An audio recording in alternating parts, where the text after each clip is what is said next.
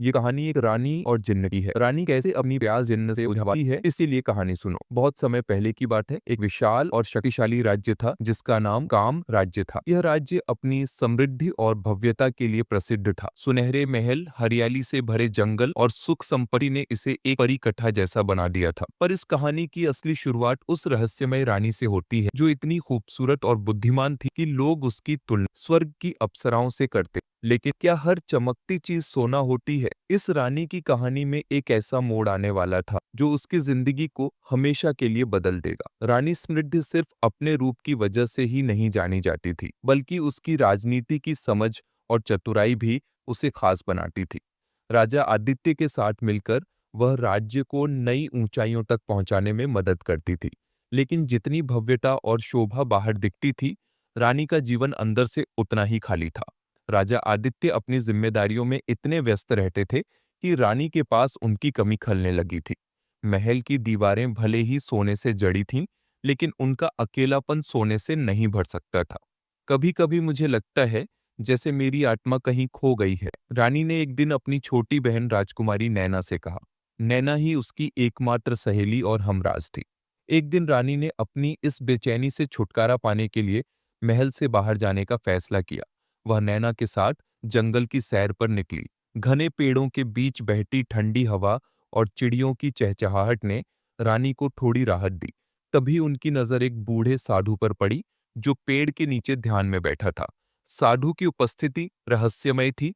रानी ने उसके पास जाकर पूछा, साधु, तुम कौन हो और इस सुनसान जंगल में क्या कर रहे हो? साधु ने अपनी आंखें खोली और धीमे स्वर में कहा, हे रानी, मैं यहाँ तुम्हारी बेचैनी को देखने आया हूँ।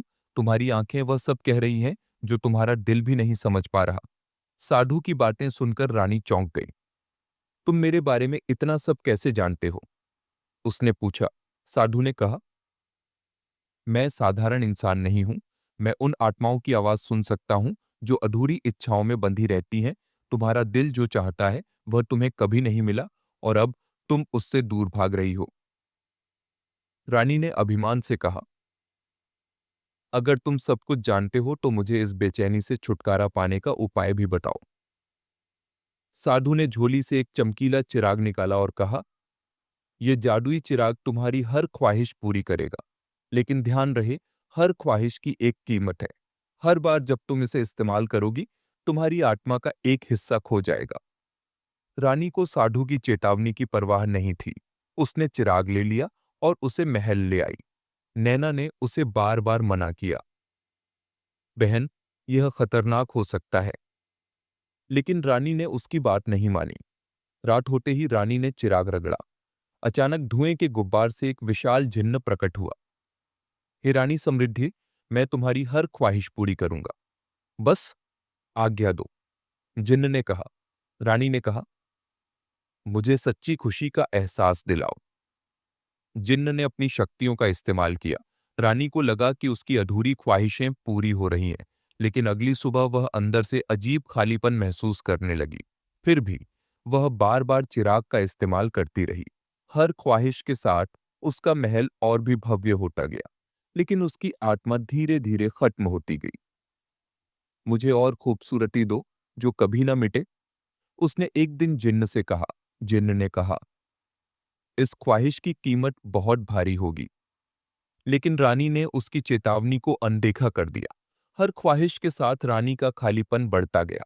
एक रात उसने जिन्न से अमरत्व की मांग की। मुझे हमेशा जवान और अमर बना दो, उसने कहा। जिन्न ने गहरी सांस लेते हुए कहा, यह आखिरी ख्वाहिश तुम्हारी आत्मा का बचा हुआ हिस्सा भी खत्म कर देगी। क्या तुम तैयार हो? रानी ने बिना सोचे समझे हाँ कह दिया।